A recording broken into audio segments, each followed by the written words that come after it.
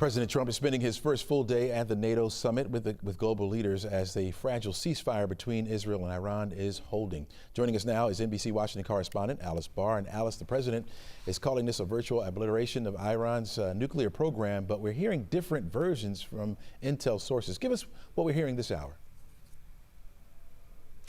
Right. So the president has been adamant that he believes that the nuclear program that Iran has been working on, which it says is just for energy civilian purposes, but that the president had been worried, among many, many other people, that it could become a nuclear weapons program.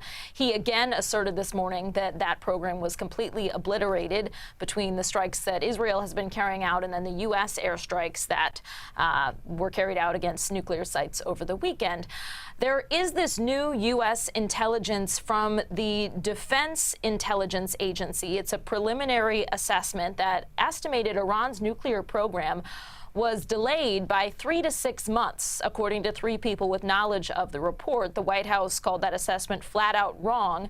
One of the sources that NBC News heard from said that core pieces remain intact of the nuclear program. And there have been questions also about what Iran may have moved from its nuclear sites before the U.S. strikes. President Trump this morning said again he did not believe that they would have had time to get anything out because of how quickly the U.S. acted and the complexity of moving that kind of enriched uranium and equipment.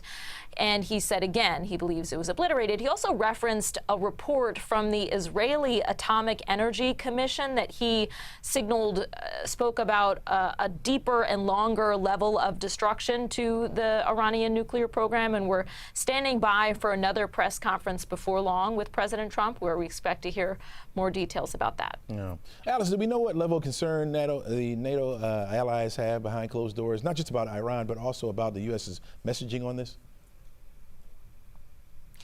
So no question that it's a big concern when you're talking about a nuclear threat.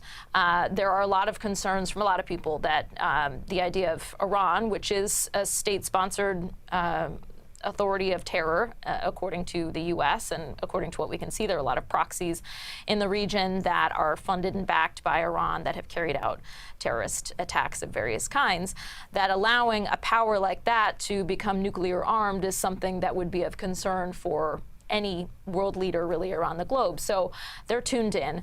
And as for exactly how far the U.S. and Israel have gone toward destroying the nuclear program, that's something that I think everyone wants more information on.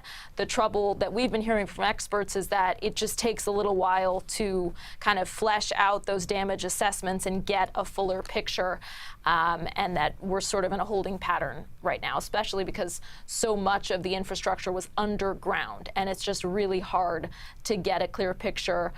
The United Nations nuclear watchdog said himself that while visible damage appeared to be significant, that he just wasn't in a position to say what underground damage might be, even though he felt that the nuclear program had been set back substantially. All right, Alice, really appreciate that insight. We'll be checking back in with you pretty soon on this. We're going to get more and more, I'm sure.